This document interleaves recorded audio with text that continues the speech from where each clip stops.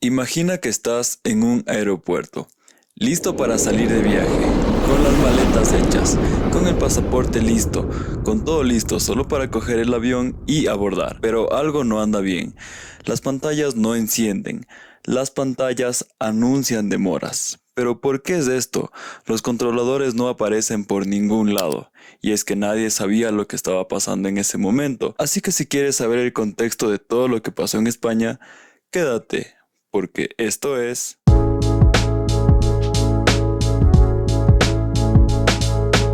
Mi nombre es Alex Mosquera y hoy te contaré el caso de AENA y la huelga de los controladores aéreos, una de las mayores crisis jamás sucedidas en España. Una historia de poder, presión y sobre todo mucha turbulencia. Corría el año 2010 y la empresa pública AENA, Aeropuertos Españoles y Navegación Aérea, los controladores aeroviarios en que en este caso trabajaban en condiciones, se podría decir bastante buenas, en condiciones de salario también bastante considerables. Sin embargo, sus horas laborales, sus horas de trabajo eran demasiado presionadas, trabajaban bajo una enorme presión, ya que prácticamente estaban desde la mañana hasta la noche en sus puestos de trabajo, lo que les ocasionó una crisis económica en su momento. Podríamos denominarla así, tal vez. Entonces el gobierno, al verse envuelto en una crisis económica, decidió reducir costes y abrir el camino hacia una posible privatización del aeropuerto AENA. Pero, ¿cuál fue el problema?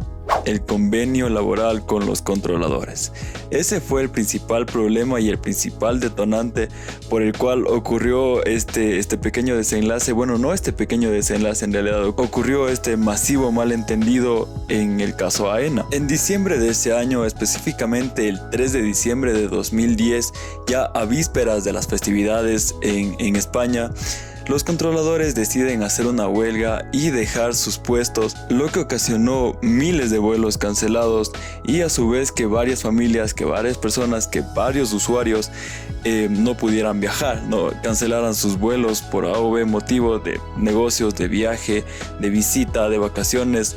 Todos esos vuelos fueron cancelados precisamente porque los controladores decidieron iniciar la huelga a vísperas de las fiestas de España.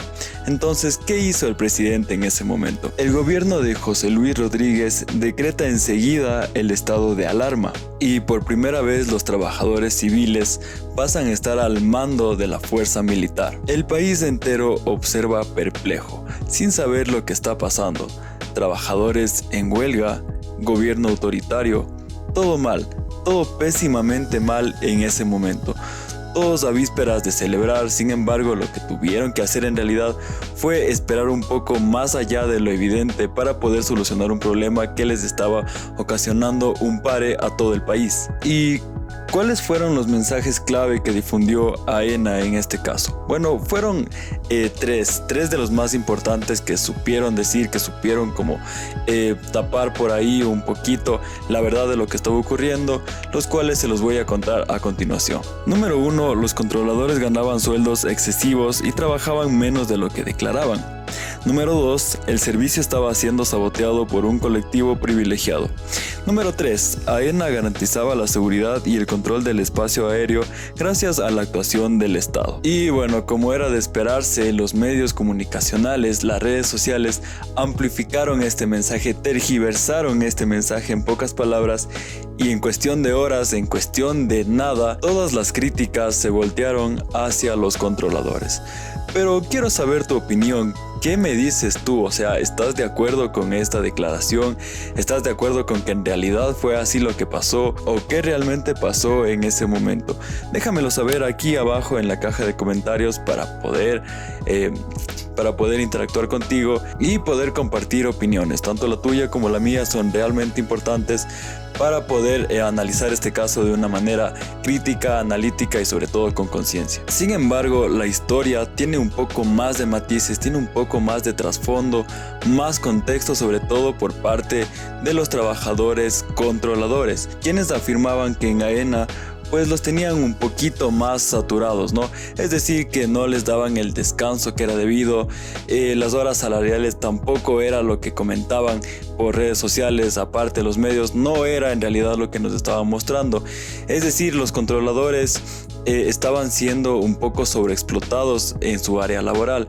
Entonces explicaban que la huelga no era por el salario, sino más bien por exigir justicia, porque el trabajo sea dignificado tanto en un área como en la otra. Entonces era por eso la huelga, no por lo que comentaron ni por los 3 puntos clave que les acabé de dar hace un momento. No era por eso, era por una cosa muy diferente, un punto muy distante el uno del otro. Entonces es eso. Y los sindicatos acusaban a AENA de manipulación mediática, y mientras tanto el gobierno fortalecía su narrativa, control y seguridad por encima de todo. Vamos ahora a explicar la línea temporal de los acontecimientos desde enero del año 2010 hasta febrero del año 2011. Vamos a ir explicando punto a punto qué pasó en cada uno de esos intervalos de tiempo, cuál es su trasfondo, cuál es la historia, cómo resolvieron los problemas, si se pudieron sobre todo resolver o no. Así que no te pierdas de este pequeño espacio, porque enseguida te voy a decir todo lo que necesitas saber. AENA anuncia cambios en el convenio hacia los controladores. Primera huelga encubierta y hubo también vuelos afectados. Aquí ya se da la crisis total, ya los vuelos cancelados y los controladores evidentemente ya empiezan a dejar sus puestos. En este punto ya se da el estado de alarma y sobre todo ya el despliegue de los militares, todo el tema de la militarización y de los civiles apoyando toda esta contraparte. Fin total del conflicto. Pero la herida quedó abierta. AENA se transformó, el gobierno también, y los controladores, bueno, muchos de ellos fuera del sistema. Pero, ¿quieres saber quiénes fueron los actores clave de esta crisis? ¿Quiénes realizaron, quiénes estuvieron detrás? ¿Por qué se dio todo esto? A pesar de que el contexto creo que ya está un poquito más claro, un poquito más abierto, creo que hemos analizado detalle por detalle y bueno, vamos por el camino correcto. Pero quiero que entiendas una cosa y es lo que te voy a decir a continuación. AENA siempre tuvo claro el concepto de reestructuración y limpieza de su imagen.